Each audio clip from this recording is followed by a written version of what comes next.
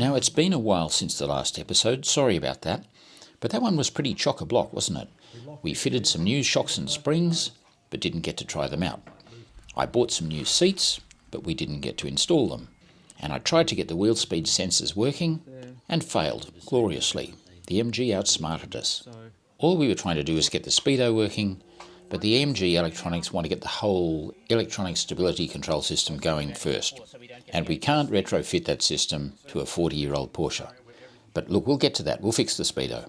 So today, as you'd gather from the intro, although there's still a lot to do before we can get it registered, we're on the road. Hooly-dooly. So, before we get there, first things first. Let's separate the engine bay from the passenger compartment by building a wall. Not so much to keep out fumes, or heat, or fire. We don't actually have any of those things back there. No, the main reason is noise reduction. There's way too many creaks and groans and clunks and bangs and whines coming from the back, especially the whiny power steering pump, which is actually far noisier than I remember on Holden Astras, and I think it could be on the way up. That's what happens when you buy second-hand stuff on eBay. But also, we're not meant to have all those orange cables in the cabin. So, Matt, build me a wall.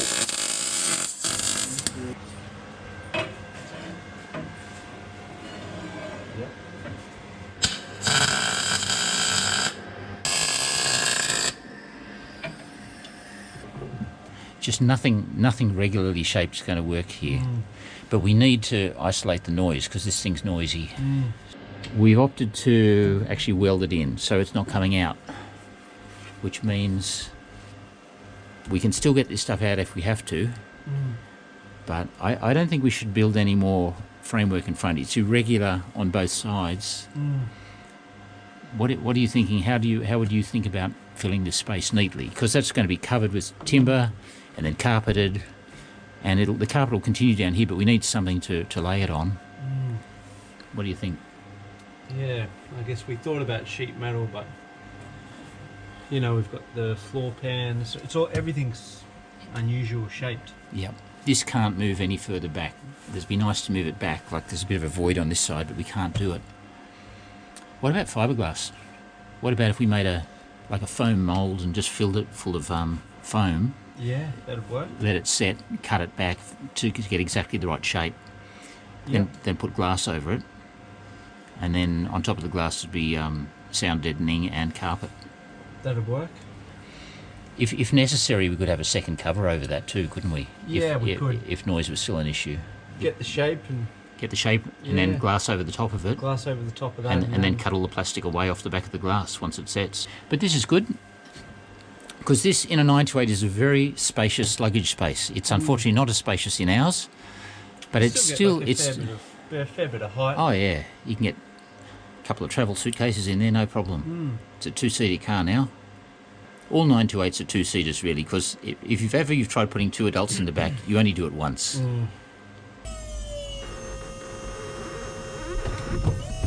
So apart from the steering wheel that squeaks on the fascia and that incessant whine, there's quite a lot of grumbling from our rear axle, and clunks as well from, I think, the suspension bushes, or maybe the drive shafts. So remind me again, an electric car is meant to be silent, right? Isn't that half the point? You know, I noticed this when riding with Nick in the Electro Gusto VW. The silence of the motor just made you more aware of all those other noises you don't normally hear. Now, a Porsche should be a lot quieter than an old torsion bar DAC, but clearly this is an issue when electrifying a last century classic. How to make it truly quiet.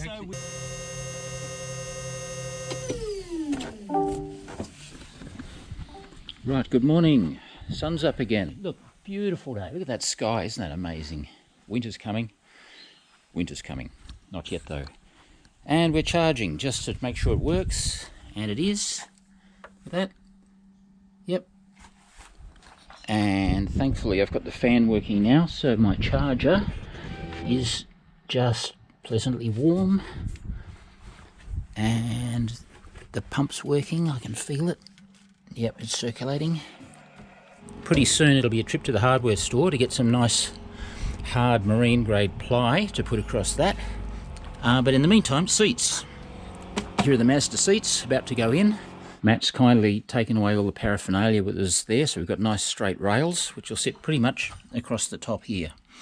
We just need some crossbars, because the widths are different, and they can't just sit on top of that, because they're too wide. So we need some crossbars, nice heavy steel, mount those, and then the seat on top. A little bit of a drama is that the seats across here, I can't just put the flat rail across there, because it'll foul the bottom of the seat as you try and slide it forward and back. So we need to elevate it just about 25mm with some steel blocks, some posts there. And the seats are nice and low to the ground, so that'll be good. It's not a race car, so we don't need to get the centre of gravity as low as possible, but it's still nice having nice low seats. Bit of soundproofing, and before you know it, we will have saved another 25 kilos, because the Porsche seats are quite heavy. They're like 25 kilos each, and these ones are probably around 12. So there's a bit of a saving there. Hooray! And then I have to chase an electrical gremlin, because what's happening, this thing, we power up, this thing's not lighting up. Either voltage or earth or the CAN bus problem, so I've got to chase a problem there. So when we power the car up, that's meant to light up, so we can select gears, but it's not lighting up, and that's bad. Radio off, power down. And the other problem is now, it doesn't know where it is. It wants the car to be in park before I can shut it down. So if I try and shut it down, it says, no, you can't shut me down while I'm potentially driving. So I've got to find a way to fix that. And as you saw last night, Matt did some fantastic work here. We were going to make it bolt in, bolt out, but in the end I said there's no real reason to do that, so it's just welded. It's a bit of extra cross rigidity. 12 seconds later. Actually, not 12 seconds, about a week. 1 week later.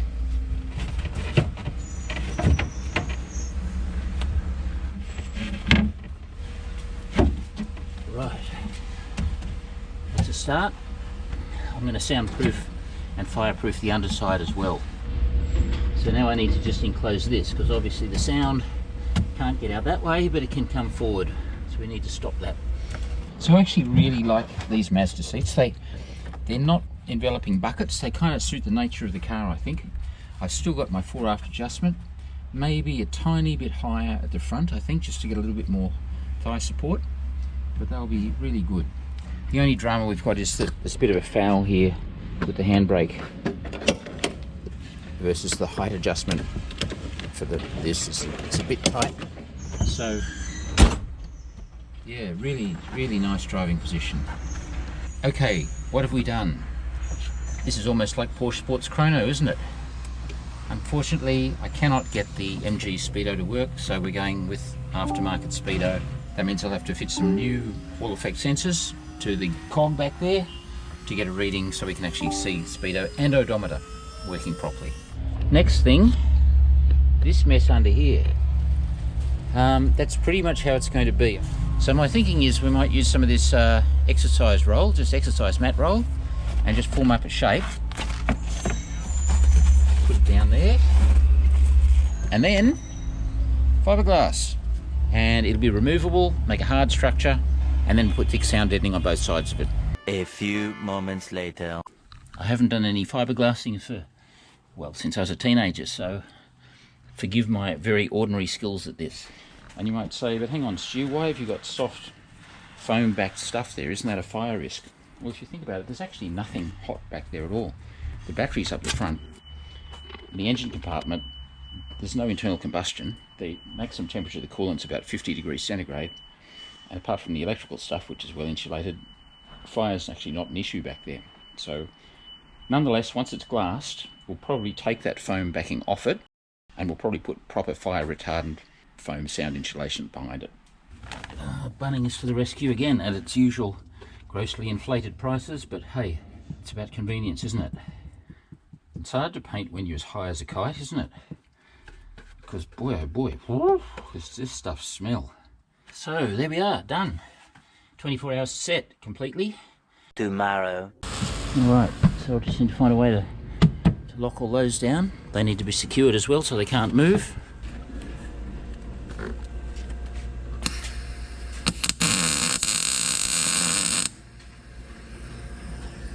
Seat on top. Yep. So we just do the left ones first. Can these be 45, so they got to be square? They can be 45, sure, if that works better.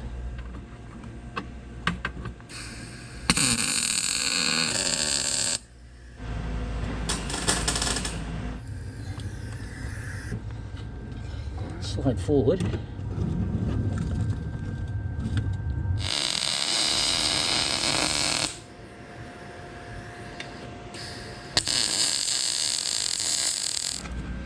Alright, I'm not unhappy with how that morning's gone. But you know, there's always something to be stressing about. I lie awake at night worrying about things that matter and things that don't, but it's stressful. So you ask yourself, at what point are you having fun? I think, does the fun start when we're actually driving the car? I have to learn to enjoy the journey, not the destination, eh? What will be fun is painting it though. I think that'll be expensive. Still a long way to go, guys. Do you know where I'm going now? Motor registry. Nice. UVP. Yep, excellent. But you have to certify it. Let's try the headlights. They all work. Headlights, brake lights, wipers, horn, number plate light. You're not allowed to put a plate on the car. Yes. But you've got to have a working number plate light. One eternity later. Well, folks, guess what? It's the moment you've been waiting for. Yes, we have an unregistered vehicle permit, and that was not an easy exercise, but we can drive it.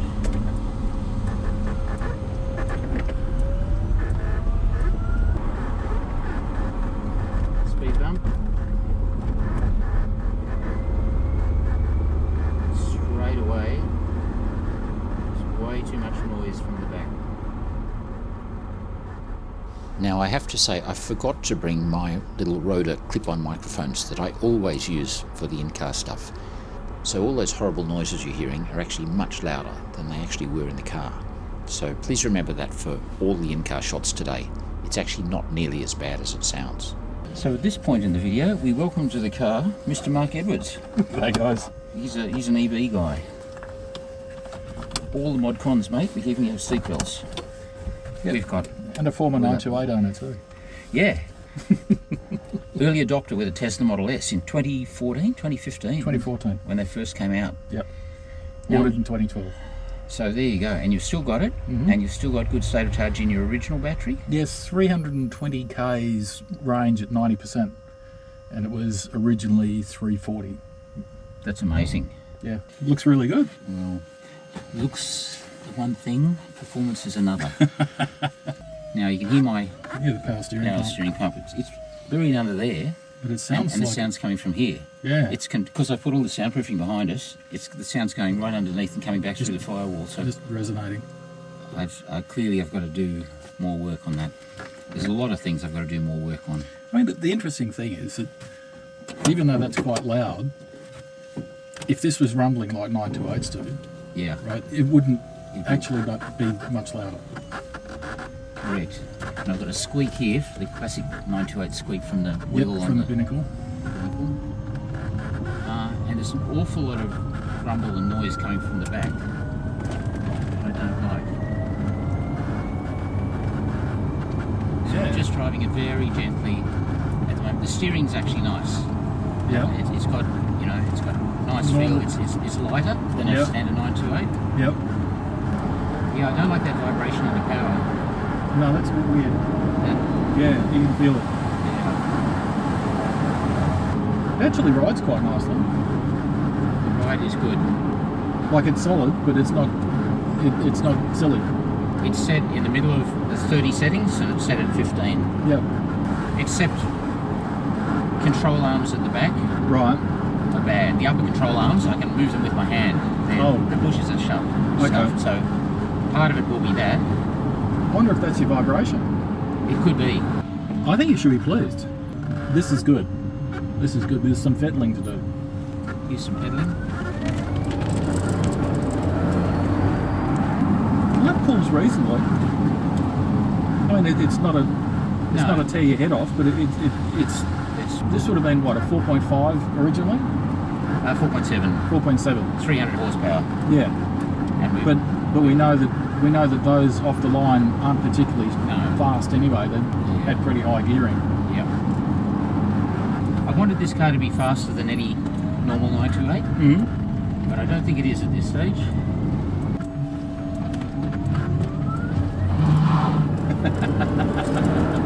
Okay. And it can spin the wheels, so on a wet road. It's got Apple CarPlay. Nice. Nav. We're in Hornsby Heights. It's where we're meant to be. Yep. Now you can hear I've got the fan on back there. Yep. And in front as well. So I'll label these. Yep. It'll be reactor cool, thrusters on, all that stuff. Well, it is. But I want to put a switch on that power steering pump when I don't need the power steering because it's just annoying me. There's lots happening here. It's looking really good though. I'm impressed. Are you? Yeah. Well, It takes a lot to impress you. Well, I didn't expect you to be around today, so you know It's a surprise. It was a surprise. Saw the 928 on the street out the front and went, that looks like Stu's car. Let's just do some basic checks to check we haven't nothing's Blown on things fire up. back there. Temperatures. That's barely lukewarm. The motor is no temp at all. Inverter. No temp at all. Oh, just from the workshop, just to here. Just, right. Okay. Yep. That's all. So everything back here is ship shape. Coolant level hasn't changed. Okay. I don't think we're stressing that at all. There won't be much to see there. The only thing would be if we had a coolant leak. There we are. It's missing the V8, Stu. Do you like my sticker? I do. You need an AC/DC sticker. Yeah. Well, that's a good idea. Get some AC/DC. AC/DC stickers. Okay, that hasn't changed at all. So every confidence that's not doing any work at all. The coolant's not leaking as well, which is good. Yeah. Just before you do that, Yes. we've got a piece of Yeah. Perspex in here. That's just blocking water coming through. That's where the noise is coming from. Yeah. Yeah. That's the noise. Yeah. It sounded like it was coming out of the vents. Yeah. It's coming from that, Yeah. Okay. definitely. Yeah, we've got to do a lot of work there. I mean, there's no heated core. There's no. Yeah. I've got to get a working demister. That's needed for rego. Yep. But you're right. Once you got up to speed, you get the wind through there. That's going to resonate. That flap is going to flap. Yeah. Okay, everything seems to be in order, so let's push it a bit harder, starting with the brakes. They're not brilliant. Yeah. I can do harder. They sort of like the initial bite. Yeah, let's try it again. Oh, that's better. Yeah, that's better.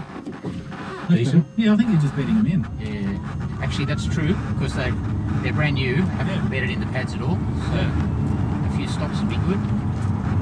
So we've tested the brakes. The ride is fine. Next thing, the ride and the suspension and the grip on these big tyres. The seats kind of do justice to it, even though they've got on both seats. And I don't have to worry about clearance over speed bumps too much because I've got good clearance. This is far enough. No. There's full lock. Even more lock. Oh, is there water that I can use? Really?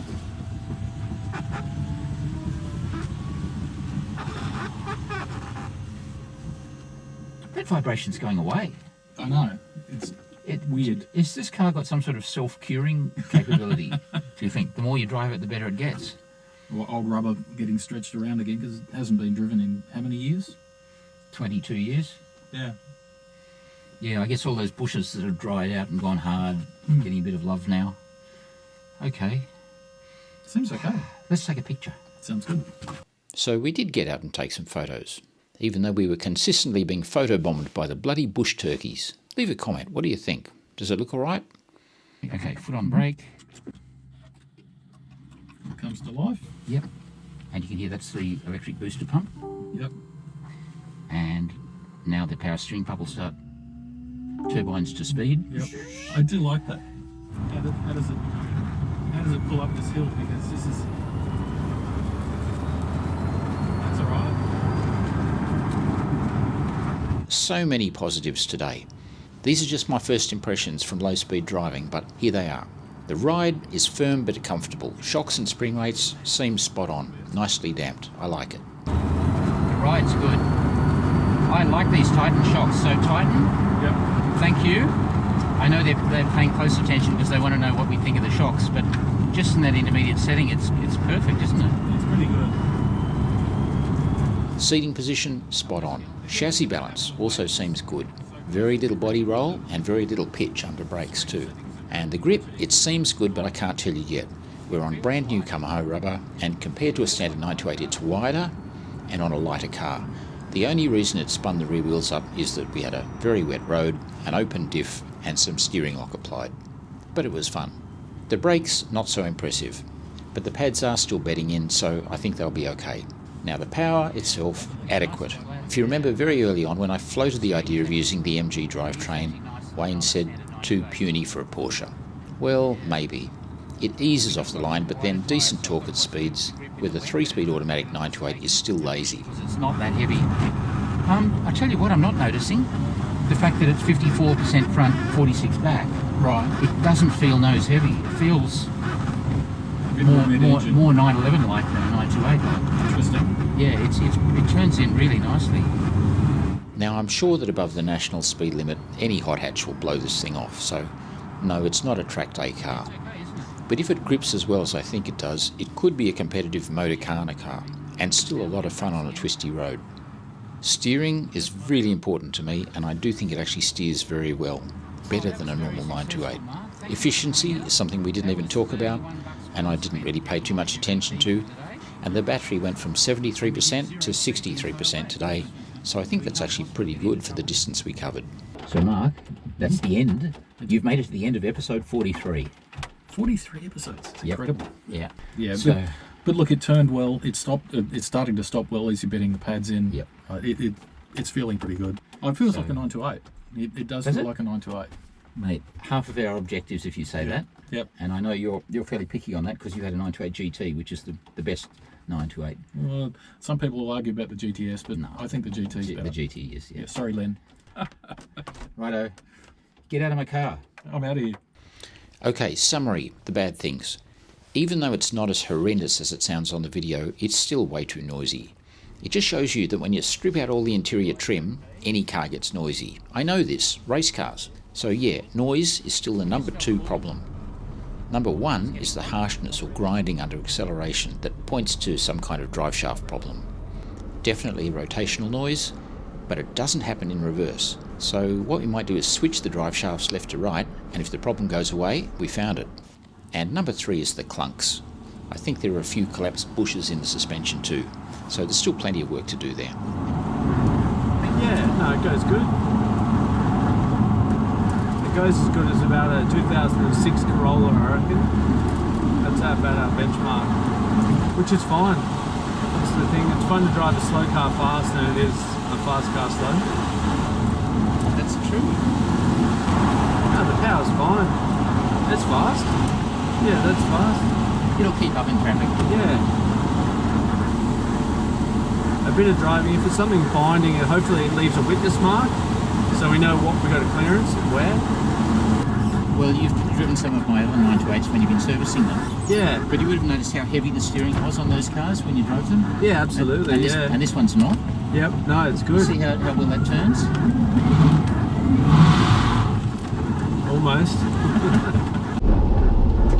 Yeah, okay. That's very smooth. No noise. No. So hopefully it's, you know, like if it's something out of balance, it's going to be out of balance going forward or reverse. Yeah. But I'd say, It's when the cage is loaded, it's... I think on one side, you know what I mean? Yeah. Just I think it's, might, see like even there, just cruising, it's like knock, knock, knock, knock. Yeah. I have a feeling it's the shaft. Okay. We'll definitely look at the bit we've made and look for any witness marks of, but in reverse it's so smooth, so that's good. A vibration's a vibration. If something's bent, it's not going to go away in reverse. It's bent in reverse as well, you know what I mean? So Yep. I guess that's what I'm trying to get at is, So it's the way we're loading the CVs up. yeah, maybe it's the CV. There could be something I'm overlooking and explode my head when I take it out and go, oh, we left a 10mm bolt in there, and, you know, but it's That's something... something may have been assembled wrong, maybe just worn. It may be a, who knows, like, It's most likely something I've done. no, like The CVs yes. die, you know, they wear out. So Everything else in this car was worn out, so why wouldn't they be worn out? But anyway, look, it's good reverse, so I'm happy with that because the machining we've done is, we've not condemned it. Anyway, that's what I think. Okay. Shafts, I think. Thanks, mate. So, Do you want to say goodbye to the viewers? see you later. So look, all in all, could have been better, but could have been a lot worse. So I'm feeling very positive. I think I should be happy. What do you think? Are we making progress?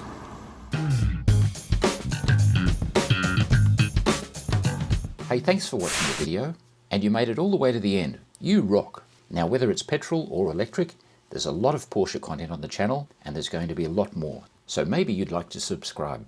You might also enjoy all the other non-Porsche content we've already got. Heaps of car reviews. Electric, classic, sports, exotic. There's a bucket load there. See you next time.